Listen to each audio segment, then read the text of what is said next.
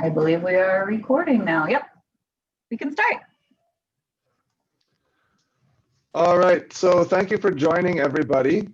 Quick introduction here. My name is Ethan. Some of you I have been in touch with by email and some not. I'm the Associate Director for International Admissions here at St. Thomas.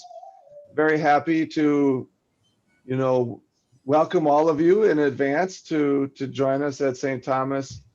We know it's been a difficult year, obviously, with COVID and everything, but we're still optimistic about the future. And St. Thomas, we have a lot of good things coming to St. Thomas in the future, and so I think we have things to look forward to. Our purpose here today, well, first of all, let me have Amanda introduce herself as well. Oh, sure. I'm Amanda Hager. I work with Ethan in the Office of International Students and Scholars, and I'm an International Admissions Counselor. And then let's have Sunisha and Hugh introduce themselves as well.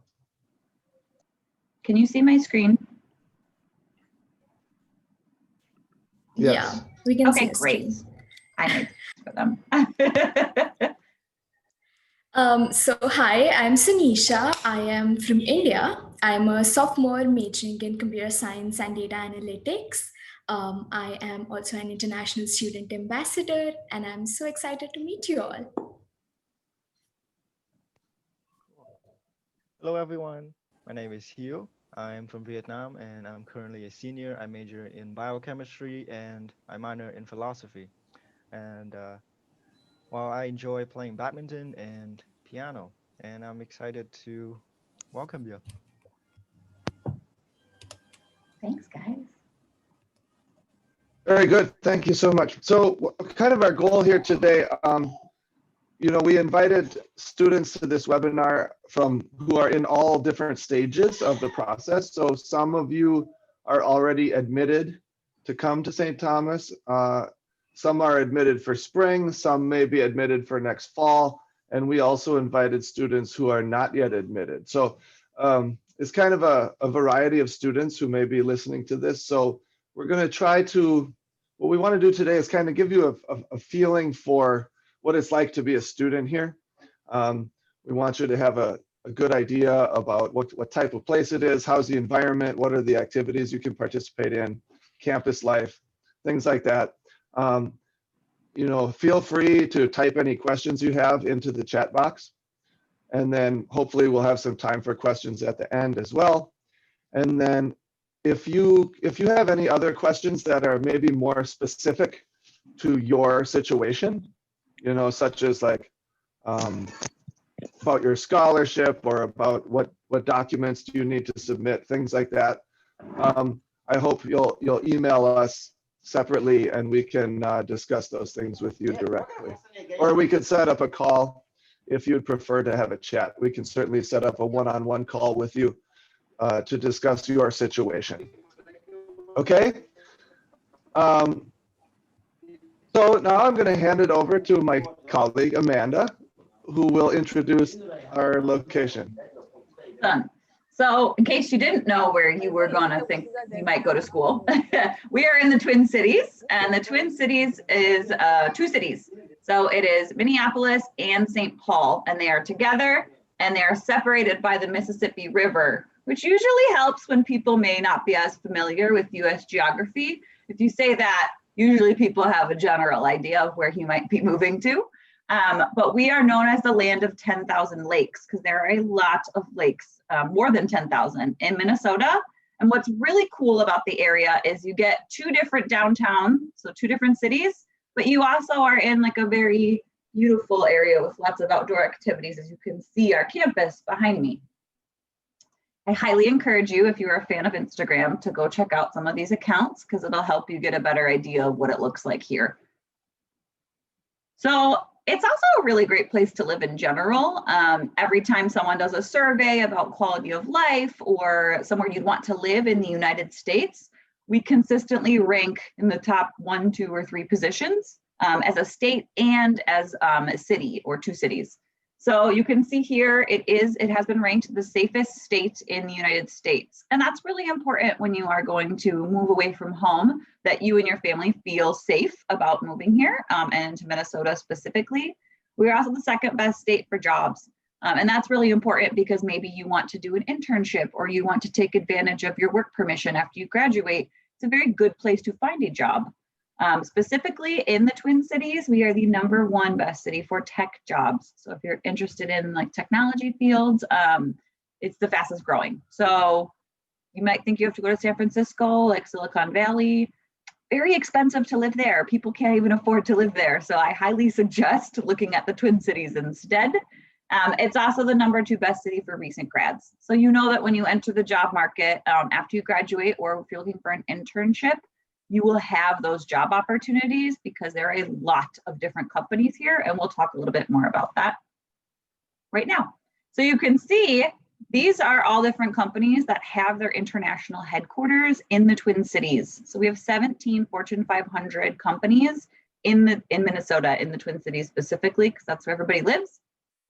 So maybe you are an engineer and for an internship, you want to work at 3M. Their international headquarters is in St. Paul, Minnesota. Or you also might want to build some kind of machine. You can work at Polaris. It's just 30 minutes north of where we are. Target, the headquarters for Target is right next to our Minneapolis campus. So you could take our free shuttle to the Minneapolis campus and then walk to go get an internship. Maybe if you're interested in something like business. So there are a lot of different opportunities for students during and after their time for being a student. So Ethan's going to tell you about how fun it is to live in Minnesota because he grew up here. Thanks. I was just going to say, actually, we have a good mix here because I'm the only one who's actually from Minnesota. Amanda has come from another state, so she's actually lives here by choice. And Sunisha and Hugh obviously have come here by their own choice as well. So it's a good mix of perspectives on that. I guess I hope the takeaway that we'll get here is that even though Minnesota is a lesser known place compared to, you know, New York City and Washington, D.C. and California, some of the other places, it's actually really an excellent place. We have a lot of things to do. Here you can see the Minnesota State Fair. One of the first things, if you arrive in the fall, one of the first things you will do, assuming COVID has passed us, the State Fair is one of the biggest state fairs in the country. So you'll have a chance to eat a lot of interesting foods and learn. It's a good chance to learn about Minnesota history and culture. It's based around farming, really. So you get to learn about the agricultural history and culture of our state. So our location here, you're going to find, is remarkably convenient. We're only about 10 minutes away from the international airport. We're also only about 10 minutes away from the Mall of America. And the Mall of America, you may have heard before, is the biggest shopping mall in the United States. And so it's a place students or people like to go hang out there, especially in the winter. It's a good place. You can go spend the whole day there indoors, and there's lots of good things to do. The location you're going to find very, very convenient. A lot of universities are located outside of cities, kind of, far away. And as international students, when you come here, if you take a 15-hour plane trip to get here, there's nothing worse than having to sit in a car for 3 more hours to drive to your campus. We're only 10 minutes from the airport, so it's extremely convenient for travel and for lots of other things as well. Also, there's no tax on clothes or shoes in the state of Minnesota. And if you like buying those things, it is very important. Yes, big shopping destination. Okay, so as you may or may not know, we do have all of the weather here in Minnesota. So currently we have some snow on the ground right now, but it's actually melting at the moment. We have all 4 seasons. It gets quite hot in the summer.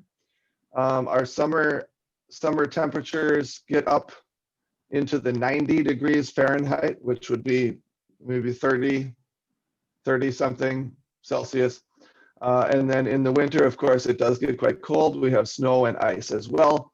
And then we have spring and fall. So all of the seasons we have, and all different temperatures. Obviously, different students have different opinions about this. I will say a lot of students we have actually really enjoy the winter because it's something new. You know, it's for many of you, if you come from a country that does not have winter, it's a new experience. It's something different, kind of expand your life experience. And then I'm going to put, if we go to our next slide here, I'm going to put Sunisha and Hugh on the spot. So this is a question they have not prepared for. As citizens of countries with warm climates, how have you coped with the winters in Minnesota? And I will let.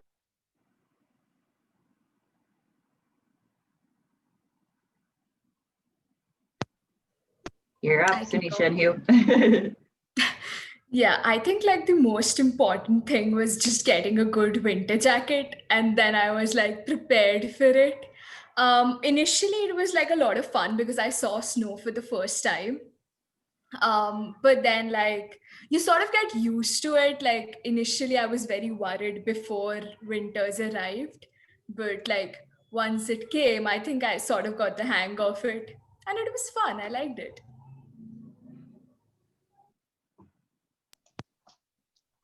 Yeah, it's the same for me too. And then the nice thing is that there is always the heat. Heating system is always on inside the buildings, so you only have to experience the cold if you walk outside. And then there are a lot of good winter jackets to buy. So then if you buy them, and then you're prepared and you're good to go. And I do enjoy the snow as well, like Shanisha. Tax free. We'll take you, got a coat. Daniela knows, she lives here too.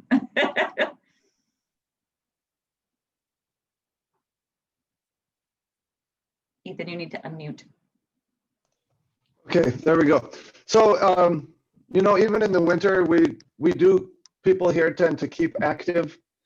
We still enjoy going outdoors. We have the St. Paul Winter Carnival is an example of something, a festival we have going on in the wintertime. And so, in my opinion, the best thing to do is just keep active and find things to do in the winter, and you will stay healthy and happy. So what you see here is Lake Superior, the world's biggest freshwater lake, which you can visit here in Minnesota. It's about 2 hours away from our campus.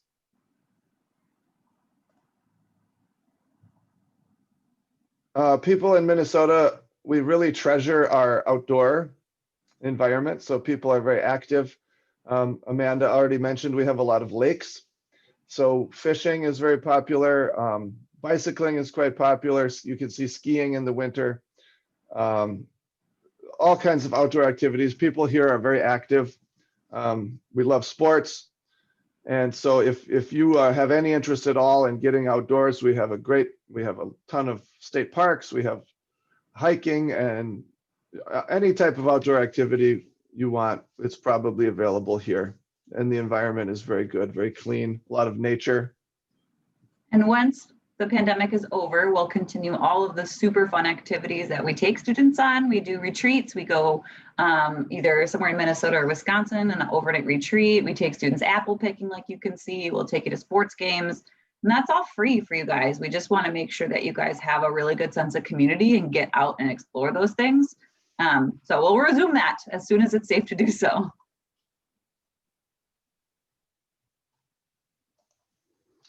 If you're interested in being a spectator for sports, we do have 6 major professional sports teams here. So pretty much these are the main 6 professional sports leagues here in the USA, and we have all of them represented right here in the Twin Cities. So you do not have to go far. They're all in either Minneapolis or St. Paul. And sometimes we sell tickets on our campus, actually, so you can buy tickets right here. You can, for the games that are in Minneapolis, so the Timberwolves, the Lynx, the Twins, and the Vikings all play in Minneapolis. and you could actually take our campus bus. We have a school bus that goes into Minneapolis. You could take that to go there for the games. And then the Wild and the United FC play in St. Paul. And both of them are, you know, just a short car drive away. You could take an Uber there very quickly. So that is a good opportunity for you.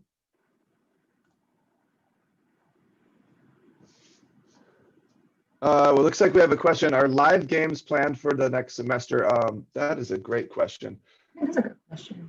As of right now, could you go back to the sports teams, Amanda? Yep. So the Vikings are playing right now.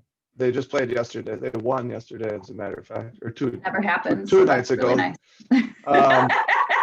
As far as I know, they're all planning to play, but there's no fans in the stadium. Mhm. I don't know what the future will hold. I'm thinking that in the next season there will be fans if, you know, once the vaccine for COVID gets around, but I don't know. As you all know, the future is hard to predict these days. Here in the Twin Cities, we also have a great number of cultural activities, arts, theater, museums, concerts. All of this stuff is all nearby campus. You know, there's really, I don't think you'll ever run out of things to do here in the Twin Cities, you know, depending on your interests. If you like staying at home in the dormitory and hanging out with your friends, you can do that. And if you're the type of person who likes to get out and explore the city and go to art museums and theaters, there'll be plenty for you to do, lots of things to do.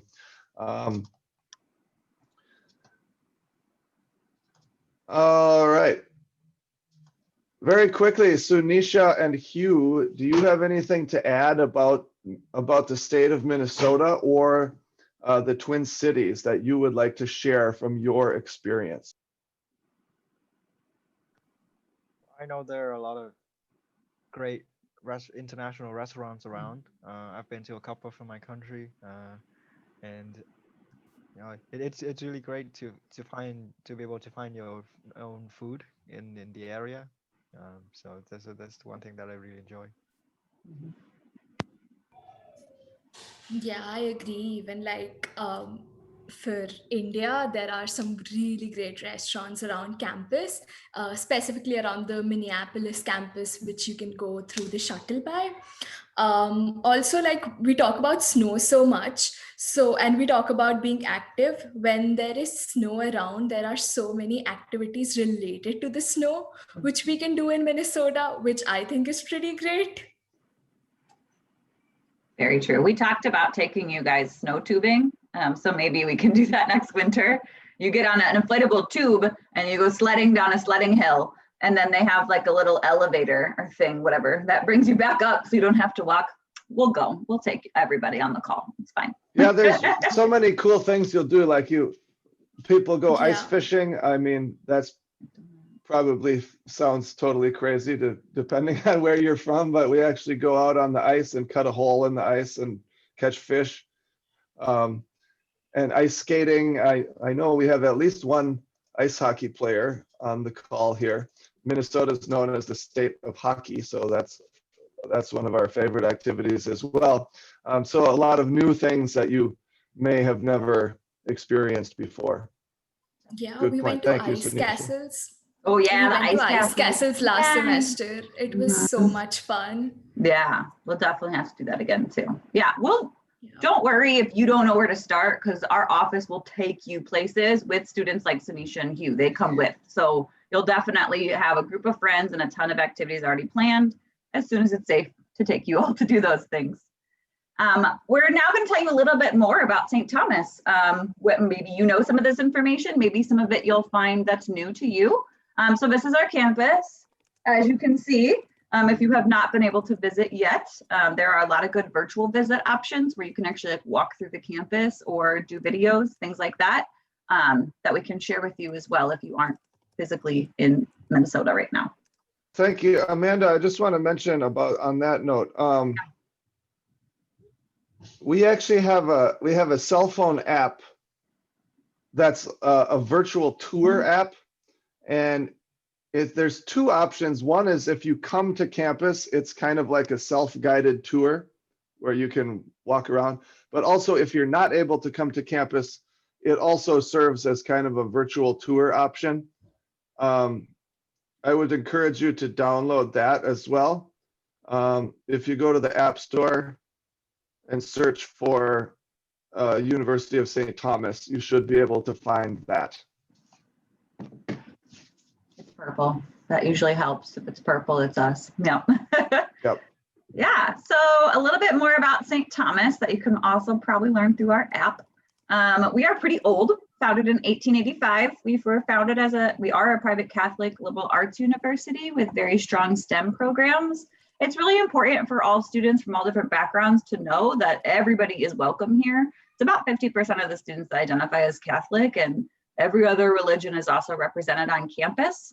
We have a lot of different people on staff who support students from different religions. So that's something that I personally really think is important about St. Thomas, is that everybody has a place here. And that's really important for you to feel like you found your sense of community. And Sunisha and he will tell you a little bit more about the clubs and things for you guys to find that as well. We are the largest private university in Minnesota. So if you are currently in Minnesota, you know there are lots of universities here, community colleges, or universities. There's a lot. We actually have the second highest concentration of universities in the United States. So we're the biggest of the smalls. It is small class sizes at St. Thomas. So it's about 20 students on average. And that's really important to us because we need to know that you're going to get a really good education, meaning you'll be in the classroom, about 20 on average students, and you will only have a St. Thomas professor teaching your class. You do not have a graduate assistant or like a PhD student teaching your class. A lot of big universities do that type of teaching, maybe especially for introductory level classes. We don't think that that is giving you access to the best professors that we have. And that also means you get a lot of research opportunities, a lot more personal attention from your professors. Hugh and Sunisha could talk to you about that. And then there's our rankings there. It's about 6,000 undergraduate students. We also have about 4,000 graduate students that go to St. Thomas. And we have 71 different countries represented on campus. International students make up about 6% of the population. It's time. What attracted you to come to St. Thomas?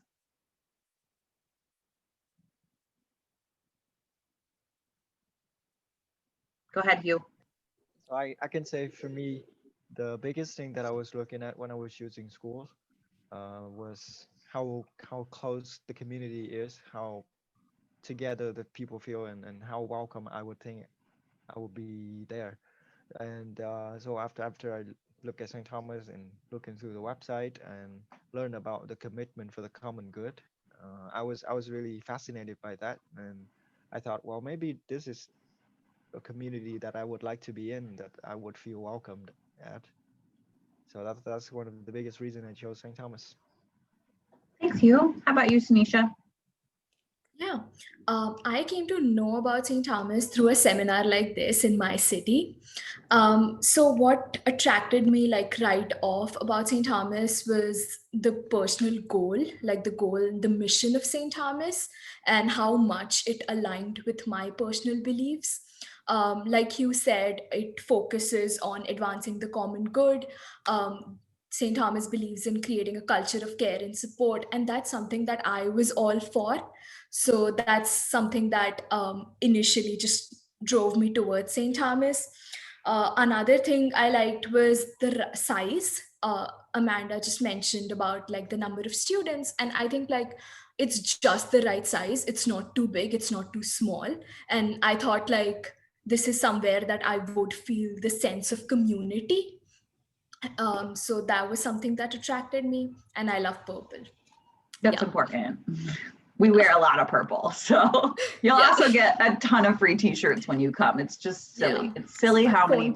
Yeah, there you go. That's true. Thanks, guys. So if you're not as familiar with our location, you can see here, here's our St. Paul campus. This is our main campus.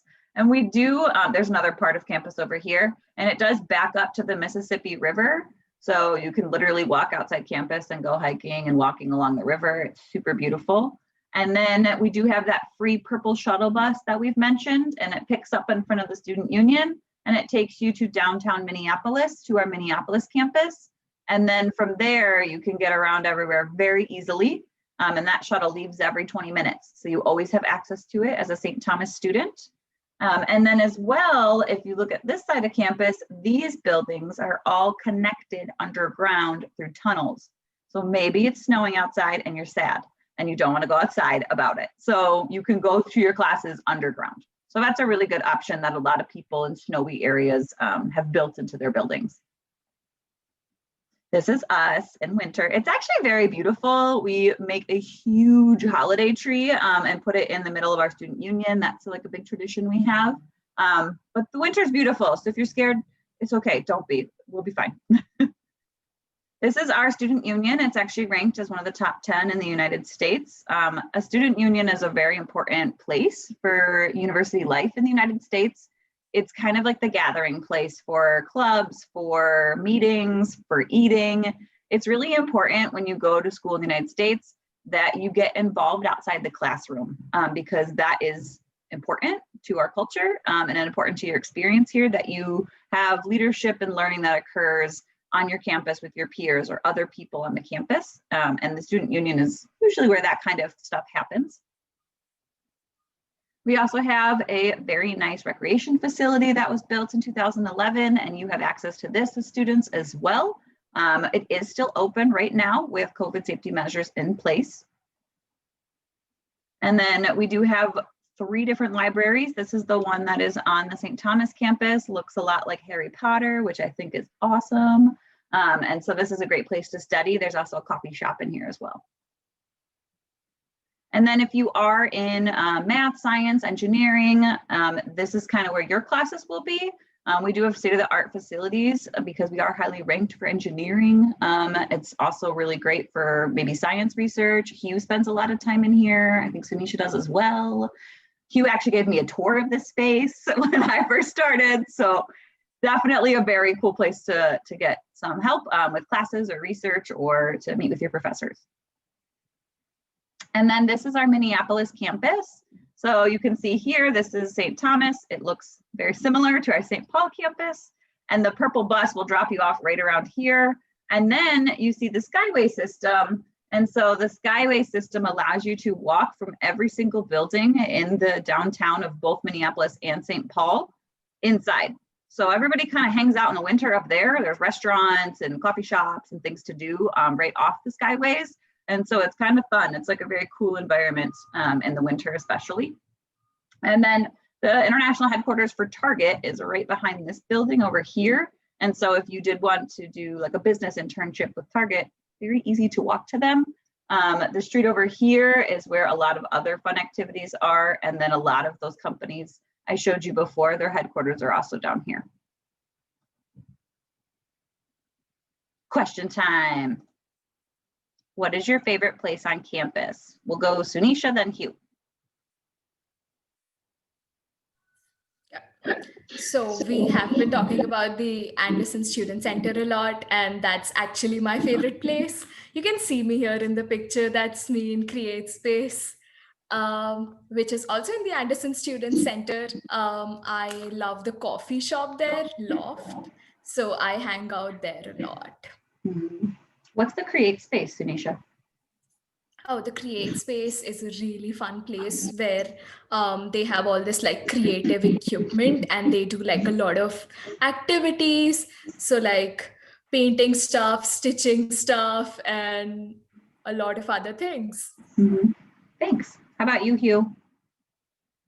See, it's hard to choose one place, but well, among my favorite places on campus, there's the music department building where I go and practice piano, and it's just a nice chance for me to not worry about all the crazy class stuff and relax down. And playing music is also an opportunity for me to connect with other people. So I really enjoy the place where I go and play music.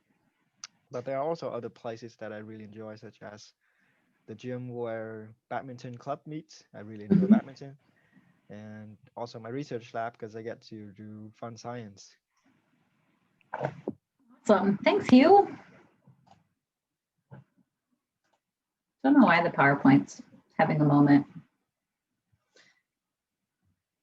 Okay, so another thing that we're really proud about at St. Thomas is the rates that students get jobs. This is really important. You want to feel like what you learn in the classroom and what you learn at St. Thomas helps you with your next step in life, a career, or maybe an exploratory career, maybe it's graduate school, maybe it's a PhD program.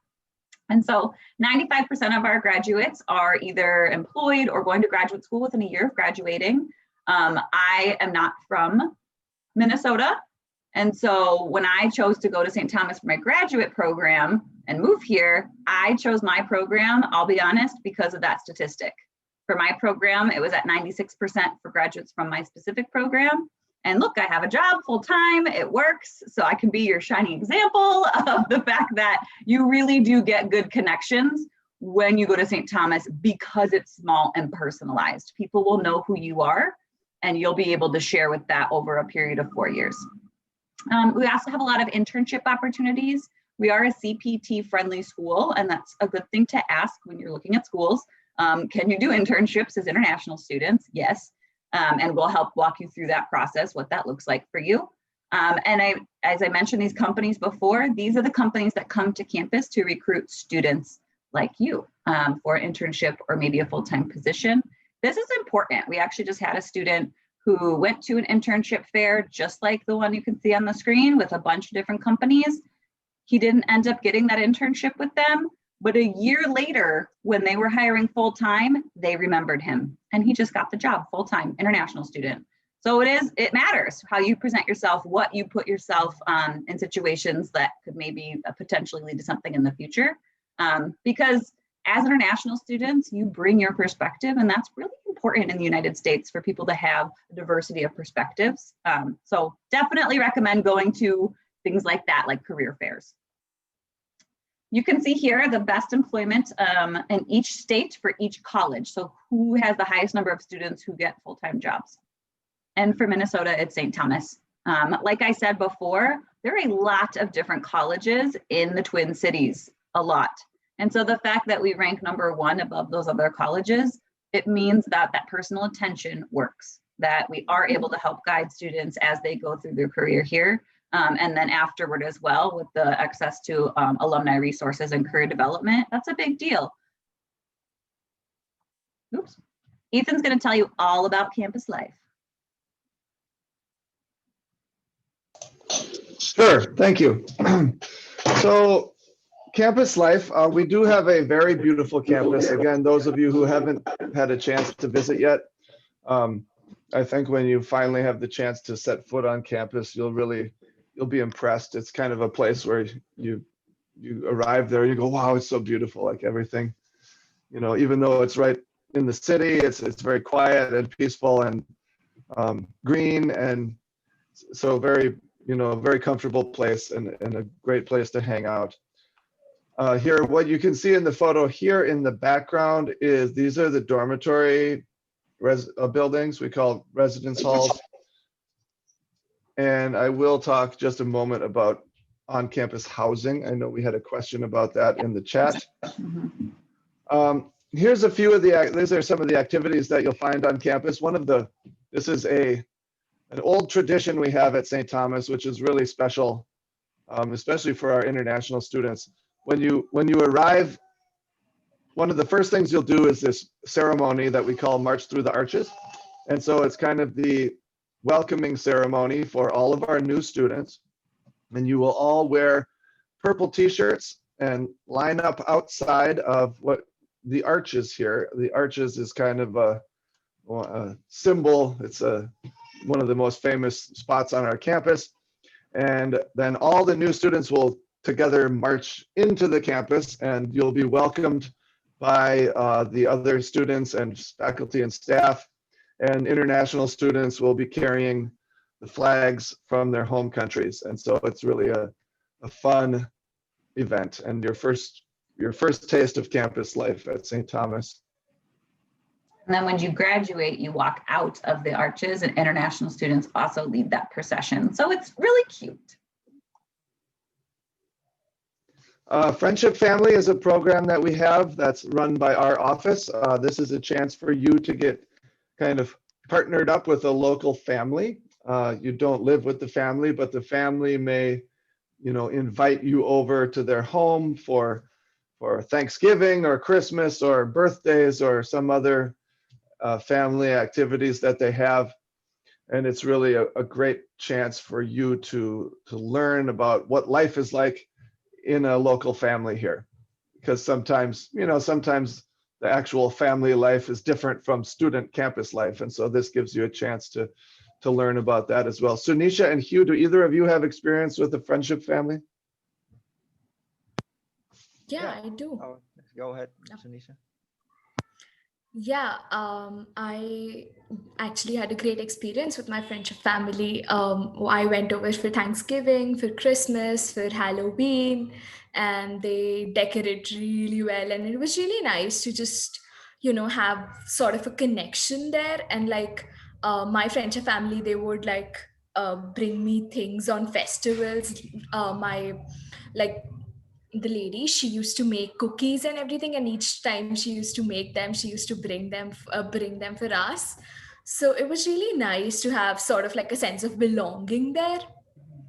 So yeah. Yeah, it's basically the same for me. I had a really great experience, and so I got to connect to a big family of, I don't know, maybe 100 people or something, and they're all awesome. Yeah. Wonderful, thank you. I know some students end up even keeping in touch with the family and they become friends for life. And I know there's been cases even where the family has gone to visit them in their home countries later on. And so it's a very nice experience.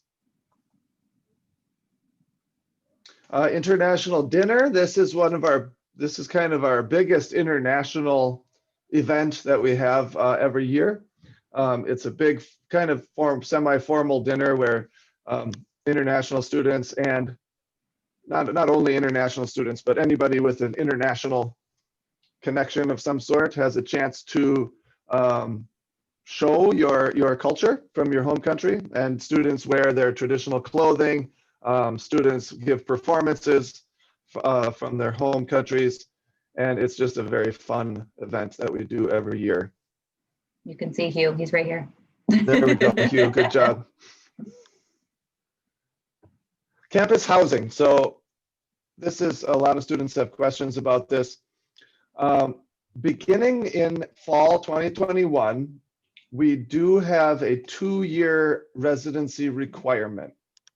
So what that means is if you are a first-year student beginning in the fall, you will be required to live on campus for 2 years. If you're a transfer student, it's not required, but for first-year students, you will have to live on campus for 2 years. The reason that we do this is because there's been a lot of studying this topic, and we find that students who live on campus are more successful on average. Students who live on campus tend to be more engaged, more connected to the community, in a better study environment, skipping fewer classes, obviously, because you're there, and so it's more convenient to attend class and more convenient to attend clubs and other events that are on campus. Obviously, if you're on campus all the time, it means you are in that studying environment all the time, rather than going to class and then going home off campus. Also on campus in the residence halls is really where you meet friends. You don't really meet your friends in class so much. You tend to meet your friends campus clubs, in the residence halls, places like that.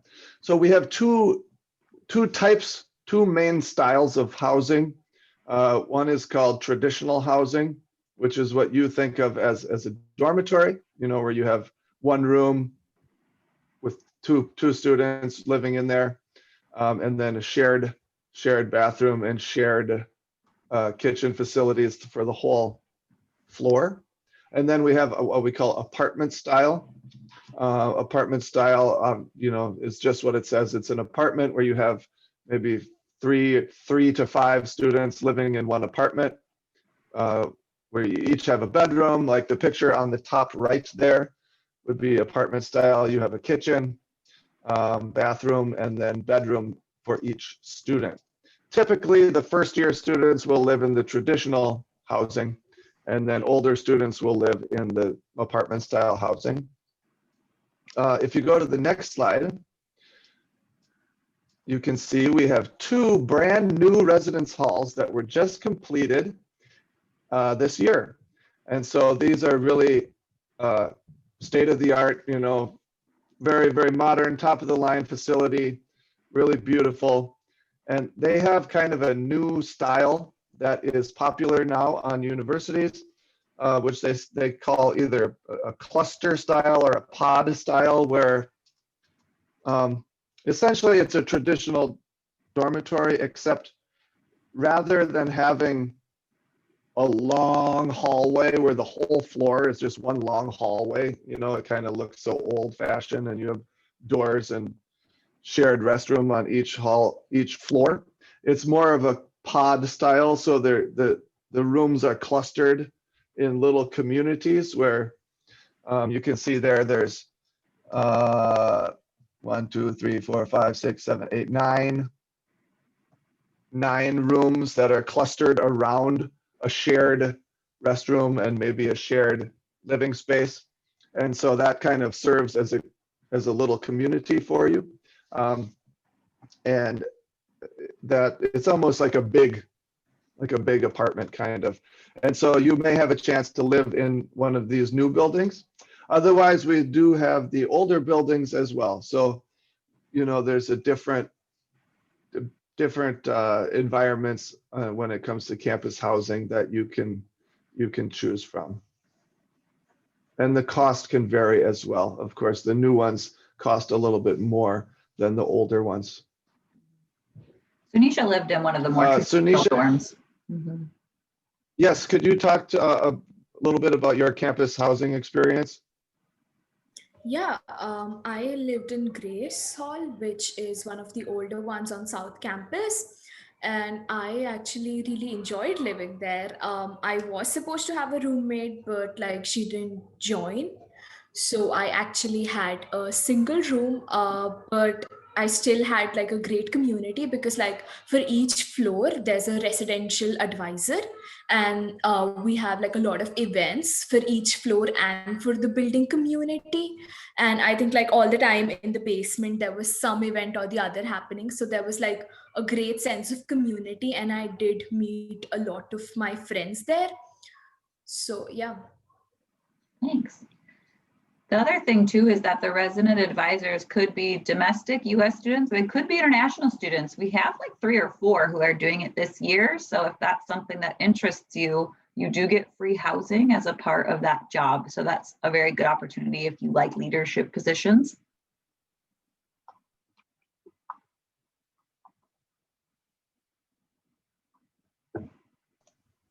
Yeah, and joining clubs, we have, as you can see here, more than 140 clubs on campus. Joining a club is really one of the best ways to get connected. It's a good way to make friends. As I said, like you don't really make friends in class. You're going to make friends by joining a club, because that's where you're going to hang out outside of class, socialize, find students who have a common interest to you. And it's, there's all kinds of different clubs. Like if you have a hobby, there's a pretty good chance that there's a club related to it on campus. And then if that club does not exist, you have the chance to start that club, isn't it? So you could be the founder of the club if you so desire. Really, I think one of the great advantages of universities here in the United States is this campus culture around joining clubs on campus. And being very active. If you go to the next slide, Dun, dun, dun. Sunisha and Hugh. Whoop, there's Hugh. There he is.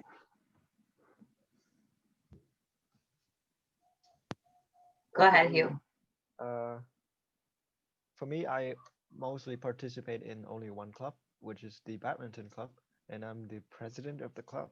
And so it's a really great opportunity for me to not only play badminton, but I make so many good friends from it. So as you can see, some of them are in the photos there. I make so many good friends, and I also got the opportunity to actually be in a leadership position and run a club. And so I really enjoy the all of the opportunity for getting involved on campus with how many clubs there are. And I was really pleasantly surprised that there's actually a badminton club at St. Thomas, because I didn't think there would be. Mm-hmm. How about you, Sunisha? So for me, I am pretty active in quite a few clubs. I am the vice president of Creative Writing Club, so I'm definitely pretty active there. Then I am a part of Hughes Club, Badminton Club. I used to play back home, and it was nice to just like go back to it. Then I am a part of the Computer Science Club, which is amazing because like they connect us to great internships. We do like projects among ourselves, and this year specifically it has like really grown, and I have just become more and more invested in the Computer Science Club. So that's a great place. Then there is the South Asian Club, where people from my country and like other Asian countries, we all meet and celebrate traditional events and festivities. So that's something that's pretty cool too. And I think like for me, I can talk a lot, but for me, it's just so difficult to start a conversation. And when you are in a club, you just know that the people around you, you have a common hobby. So once you're able to start that conversation, it just like goes on and turns into friendship. So that's why I really like clubs. Nice. Thank you, Sunisha. I was thinking the same thing as the club. It's almost like forces you to make friends. You know, it's like whereas some people are, you know, maybe you're introverted and you don't like just meeting people random places. The club is a way to really put you in a place where you have to connect with people, and that's a good opportunity for a lot of students. So here you can see about our athletic program. I know we have several of you on this call are actually prospective athletes. Some of you may have heard St. Thomas. In case you don't know, here in the USA, college athletics are divided into 3 divisions: Division 1, 2, and 3, where Division 1 is the top level. For all of our history, so for more than 100 years, St. Thomas has been a Division 3 school for athletics. Starting next year, we are switching from Division 3 to Division 1. So we are becoming the first university in modern history. We're the first university to switch directly from Division 3 to Division 1. So this is a big deal. It was big news for us. So what that means is we'll have more of a national attention on our athletic programs. So if you're interested in going to cheer for any of our teams, you know, it's really fun. Have a chance to go to the football games are really big events, and basketball, any of the games. It's really a fun opportunity to go with your friends and cheer for the Tommies. J-term. So in case some of you don't know, J-term stands for January term. This is during the month of January. We have kind of a mini term. This is special because most universities don't have this anymore. In the past, a lot of universities had J-term, but most of them have gotten rid of it. But at St. Thomas, we are keeping it. It's a really good opportunity because it gives you a chance to have some flexibility. You can do almost anything you want during J-term. You can stay on campus and take a class, but you don't have to if you don't want to. You can stay on campus and not take a class if you just want to relax. You can stay on campus and work if you want to earn some money. You can use the chance to study abroad. We have some short-term study abroad trips to other countries. You can use the chance to travel home and visit your family, or you can travel around the United States. So it's really a good opportunity to have some flexibility. It's a good chance to take a class, maybe something you're interested in, but you don't have time to fit it into your course schedule during the semester. So a lot of good opportunities. I believe the next slide is a question for Sunisha and Hugh again. What's the most interesting thing you have done during J-term?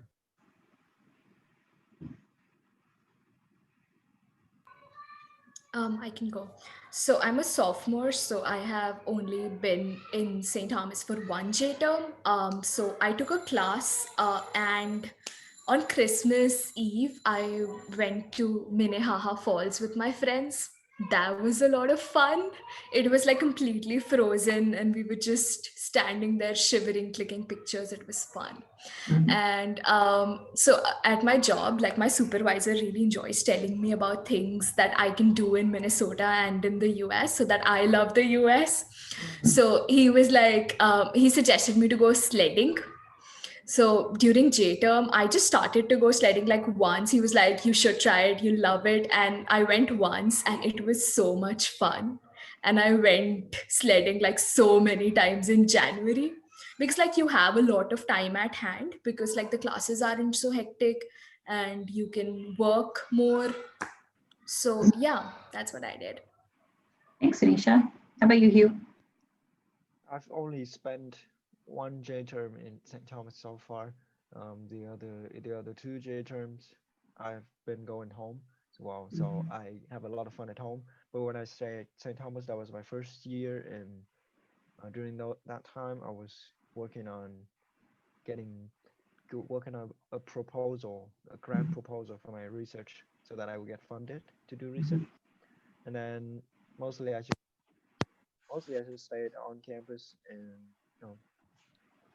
don't really do anything. But I remember I was going to my you can call it another friendship family, a really close friendship family, and I was spending time with them in the winter, and it was really nice.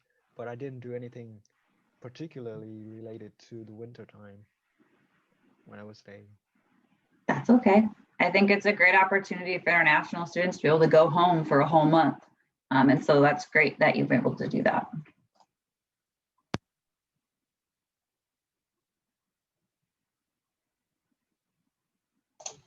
Campus employment.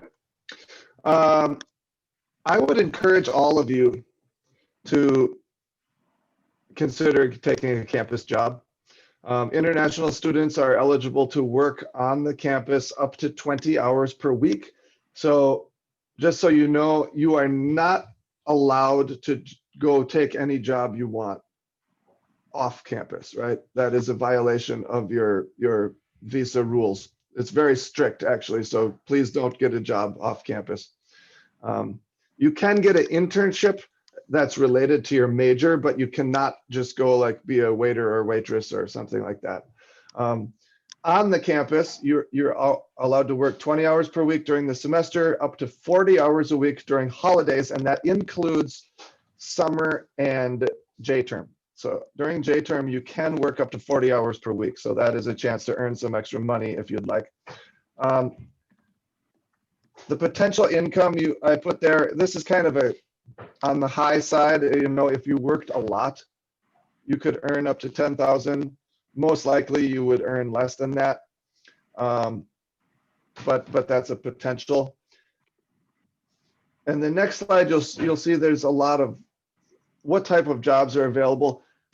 Almost every type of job is available. There's so many different jobs on campus. They're posted on the website. If you go on the website, you can see all the openings that are available. Basically, almost every office on campus, almost every department on campus has student workers. We have student workers in my office. There's student workers in the academic departments. There's student workers in dining. You can see here, this is just a small list of the jobs that are available. So you'll see that there's quite a variety of jobs. I would encourage you to get a job, even if you don't necessarily need the money. I think it's really a beneficial experience because similar to how we discussed with the clubs, it kind of forces you to interact with other people that you wouldn't always interact with. Also, you learn about, you learn another skill that's not necessarily an academic skill. Also, some of you, depending on which country you come from, you may not have any work experience right now, right? So if you go through your 4 years of college and it's time to graduate and now you're applying for jobs and you have no work experience, that's going to be a problem for you. So you want to be able to have work experience to put on your resume, and it's a very good opportunity, I think. Also learning, if you're an English language learner, you learn things in a different way. Like it's not academic English, it's more daily life things and so that can be beneficial as well. Oh, here we go. Question for Sanisha and Hugh. What's your experience with campus employment? I'll go first, Hugh, since you're in the photo. Right, for me, I've gone through quite a number of jobs, and I really enjoyed those experiences because I get to learn all kinds of different skills. So, for example, if I give tours to students who want to visit campus, then I get to build my presentation skills and interpersonal skills. Or if I work in the dining services, I get to work in a really fast-paced environment and train myself under pressure. Or if I work as a lab assistant in the chemistry labs, then I get to help students learn and train how I explain chemistry concepts or things like that. And then, my most fulfilling experience with working on campus has been my research projects in the chemistry department. So I get to learn how to write grant proposal to get myself funded, and then I get to learn really advanced biochemical stuff, and that I wouldn't be able to get my hands on until my third or fourth year, but I could do that in my first year. And then these jobs were also really great because I get to really form a relationship with my supervisors, and my professors, and they have been really helpful to me in pointing me to contacts and helping me with developing professionally. So, and obviously you get paid for that, for all of the jobs. So I've really been enjoying the working experience. Thanks, you. Sunisha, do you want to talk about one of your jobs? I think you just summed it up really well. All jobs are like, apart from the money, they are just so great for your resume. If you're applying for a job, obviously having some background experience is always going to be helpful, and they're definitely great for building connections. Even I have went through multiple jobs over my course at St. Thomas, and I think there was a question about this, that if you can get jobs on campus in the first semester. Yes, you can. I have done it, and I think like it's definitely manageable. Yeah, and there are plenty of jobs. There's a website for it which you can go to, which I can share. Definitely. Yeah, we'll walk you guys all through that during orientation too for how to apply.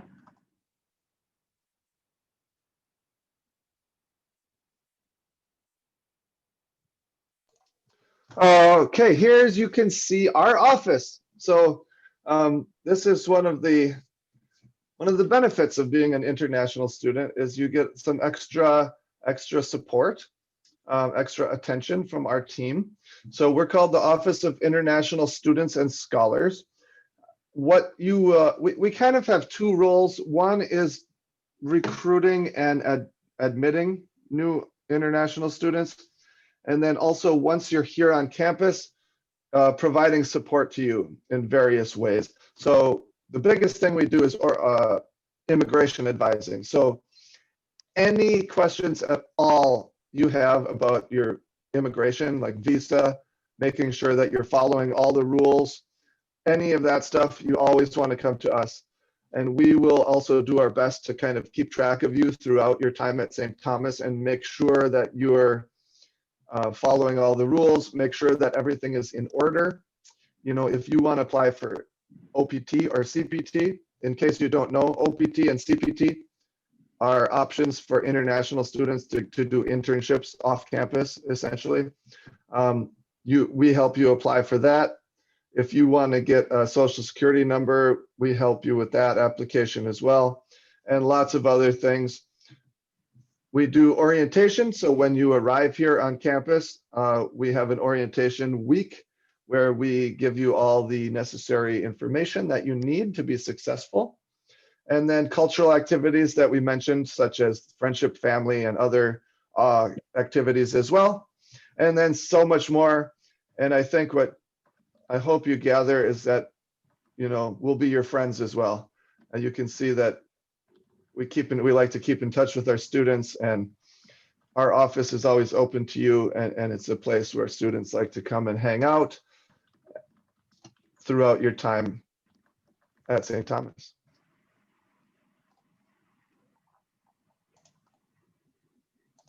All right, so if you aren't sure about what you want to study yet, there are a lot of options. We have over 150 different majors and minors, and you can take one, you can take two, you can combine some. There's a lot of flexibility in St. Thomas and in the US as a whole. You don't necessarily have to stick to the thing that you applied with. So for example, if you think you want to do psychology and then you start taking classes and you're like, oh, I want to do psychology and history, or I want to do computer science and psychology. It's very easy to change majors, to add a major, to add a minor. The other cool thing is that you can do two majors for basically the same price as one major, because we've changed our tuition structure, and you'd have to be smart about the way you plan your classes, but it is possible to do that. And maybe you take on extra costs in the half-priced courses for January or summer, but they're half price. So there's definitely a lot of flexibility. I highly recommend maybe doing two majors or at least adding minors, because it's your time to get that experience, and people are willing to help and support you during that time. So we have our key areas of study. As I said, we are a liberal arts university. These just tend to be the most popular majors for international students, or maybe unique majors. But if you want to study psychology or communications or digital marketing and media, those are equally strong programs and very popular as well. So if you have questions about those, we'd be happy to talk about those as well. So the other thing that people want to know is, how does it work during the pandemic? And so we have been doing what's called hybrid classes. So it's kind of a combination of either fully online, partially online, or fully in person. So like students like Sunisha, who chose to stay at home in India this semester, she can take her classes fully online. New students are not able to do that per immigration regulation. So you would have to take at least one class that has in-person contact if you're a new student. And we don't have control over that. That's just the rule. But then students like Hugh, who are on campus, maybe he does some of his classes partially online or fully online and some of his classes in person. It really just depends on your schedule and what your professors have chosen for the class format. So a really great thing with small classes, your professor can work with you. So let's say you need to go somewhere that day or something, or maybe you're actually sick and you don't feel well. You should not be coming to class in person. You can join online that day, totally fine. So what's great is we've set up all of our classrooms to be flexible, where if you need to hop online really quick, you can. If you can come in person, you can. And we obviously do it in a way that's socially distant. If you are in the classroom in person, they've separated all the seating. They have stickers of where you can sit. And that way you are able to participate while being safe. We have had no COVID cases from classroom participation. So none of the COVID cases have come from being in the classroom. It's been from outside activities that students have done on their own. And so that's important for you to know. It's okay to go to class, you wear a mask, you be safe. So you can see here what it looks like. Maybe you're in class on Tuesday and then you join online on Thursday and you guys switch. So that way you're always there. The online portions, what the teachers do is they have a big screen and they have the ability for the microphone to be heard in the entire classroom. So if you're online that day, you have equal access to participate. So everybody can hear your thoughts, everybody can interact with you. It's the same level of interaction. You're just over on your computer for social distancing purposes. And then some of the classes are asynchronous, which means that maybe you do your classwork on your own time, or maybe part of the classwork is done on your own time. It's not like you're going to class and doing that work in the classroom at a specific time. So there's a lot of different options. If you are curious about your specific situation and what that looks like, please reach out to Ethan or I. We can connect you with your academic counselor, or we can walk you through what that looks like for you. It's going to look different for every student depending on their schedule, but it's happening and we're still in person classes. We are still doing all right with classes. So that's really good to know, especially if you're going to either transfer or start here as a first year in spring or fall. You can see here the different options as well. You know, it's very unique in some classes. Other classes will feel very normal. It totally depends. So this is a breakdown of costs before scholarship. We do offer very high scholarships for international students. And so this is before your scholarship would come. So the scholarship comes out of tuition. And then you can see here the average cost for housing and food. We do unlimited meal plans for first year students. If you're a transfer student, this might look different for you because maybe you live in an apartment style where you don't have a meal plan. And so that would change the pricing for you. And then we also have very excellent health insurance that you're enrolled in. Unless you have an exception, we can talk about that with you individually. And then estimation for books, school supplies, things like that. We do have two different types of admission here, International Year 1 and Direct. The only reason there's a cost difference is International Year 1 students take a January class or a summer class, depending on when they start. Direct students, a lot of them also take a January or a summer class, so that it would be the same. It just depends on that person's choice. The first year International Year 1 students do take one class during summer or January as part of the curriculum. So that's what that is. So we are really proud to offer some of the highest scholarships I've ever seen in higher education, especially for international students. We want to make St. Thomas affordable and achievable for students because unlike domestic students, you cannot get a loan from the US government to come. So this is important to us that we offer competitive merit-based scholarships, and you are individually evaluated. Some schools, it's like a pool of money and you're competing against other students for the pool of money. We don't do that. You are looked at for who you are as a student, and you are given the scholarship you deserve for the work you've achieved as a student, and that's it. So up to 70% tuition for direct admission. Our average is 50% off tuition. So 60 to 70%, you are a stellar student, and it's absolutely achievable. It just depends on who you are as a student. It's up to 50% for International Year 1, and then the average I said is 50. So you can see here the costs go down a lot. And this is for everything. This is tuition, housing, food, health insurance, activity fee, estimation of cost for books, school supplies, all of it. So your costs might actually differ in person depending on your personal choices with housing or food, things like that. But that's what you have to show for financial documentation. And if you have questions about financial documentation and what that process looks like to get your I-20, Ethan and I could talk to you about that after this meeting, no problem. So many of you will have to go get your visa still. And some of you might be in the country already and you already did this process. So you just transfer it over to us. But Ethan's going to talk to you a little bit about what it looks like to get your F1 student visa for those of you who are first time. Yeah, I'll go through pretty quickly here. If you have specific questions about your visa situation, please email us with your individual questions, and we'll work with you on that. Obviously, you need to get admitted. Documentation of financial support, if you have not done that already. You need to send us a bank statement showing you have enough money to cover 1 year of tuition and fees and expenses. And then we will send you a document that looks like this, called an I-20. Once you have the I-20, you are able to apply at the embassy or consulate in your home country to do a visa interview, and then you actually need to personally go to the interview to the consulate and do the interview face to face, and you will be either approved or denied right there. And then, yes, great question is what if our embassy is closed? Yes. So right now, due to COVID, obviously things are very different. It varies widely from one country to another. So in some countries, the US consulates are open and taking appointments as usual. In other countries, they are completely closed. And in many countries, especially countries with larger populations and countries that have large numbers of students coming to the US, they may be open, but the appointments are backed up for months right now, right? So I know some of you already are in situations where you were hoping to start in the spring, but you are not able to get a visa in time. And so I'm sorry about that situation. I wish it was different, of course, but that's out of our control. So one thing I will point out is there's this thing called emergency visa appointments. Now, you may or may not be aware of this. Some of the consulates offer the opportunity to do emergency appointments.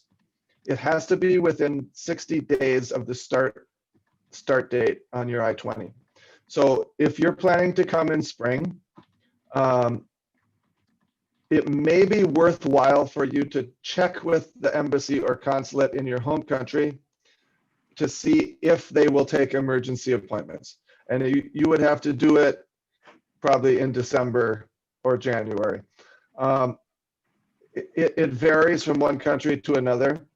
I can't promise you that this will be an opportunity, especially this year. Because of COVID, there will likely be many, many people applying for this. But I would recommend, if you've been unable to get a visa appointment, wait until December and then call or email or get in touch with the embassy in your home country and ask them if visa appointments, emergency appointments are available. It's worth a try. So on our side here at St. Thomas, we'll be flexible.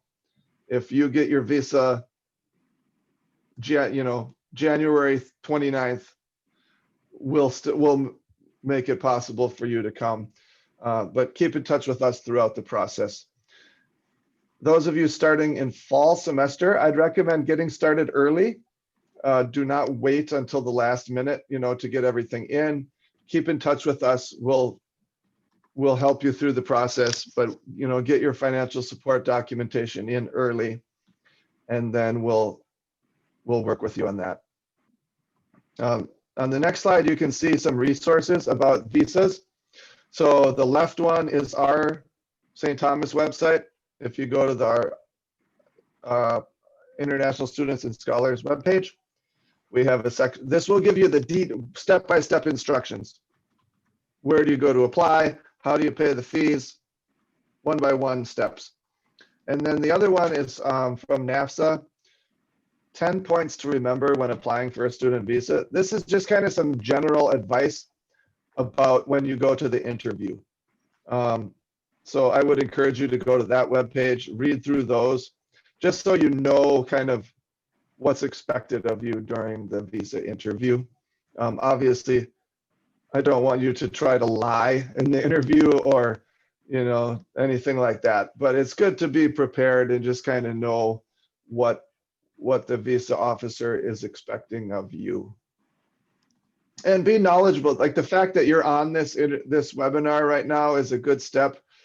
One of the best things you can do about the visa appointment is to be knowledgeable about the university that you're attending. NAFSA link. Amanda, can you drop the link to the NAFSA thing in the chat? Yes, that'll also be sent in all of our pre-arrival communications. So if you lose it, it's okay. We will resend it to you 100 times. Yep. Yeah, just being knowledgeable about St. Thomas and about Minnesota and about the Twin Cities, that's one of the best things you can do to be ready for the interview. Don't try to memorize every answer. Just be knowledgeable, speak in your own words, be honest, and you'll be fine. If you're nervous, I will say we do have a very good rate of visa approval for our St. Thomas students. You know, I can't tell you 100% certain that you'll be approved, but I will say that the vast majority of our students do get approved. Yes, if you've paid your deposit and you're not able to get a visa, your deposit will be refundable. If you're not able to come at all due to COVID or visa issues, we'll refund your deposit. Yeah, there's no harm in putting the deposit in, because then we can move you forward in the process. And if things don't work because of COVID, you're safe. It's okay. Are there any other questions? I highly recommend you check out our Instagram. You can also talk to Sunisha and Hugh more if you want. Their faces are on our website and I can connect you. This says St. Thomas MNINTL. That's our international admissions Instagram. And then this one is our current international student Instagram. If you love Instagram and you hate emails, just send a direct message in either of those Instagram accounts and I will answer you. I'm in there. You can email Ethan or I at our email addresses. If you have documents to submit, you need to send them to international@stthomas.edu. If you love WhatsApp, we have a phone for international admissions. I will answer your WhatsApp. We're very easy to reach. So really any way that works for you, we'd be happy to talk to you. If you are in the United States and like texting, the same number for WhatsApp, I can text with you. So are there any questions before we wrap up? You can unmute or you can chat.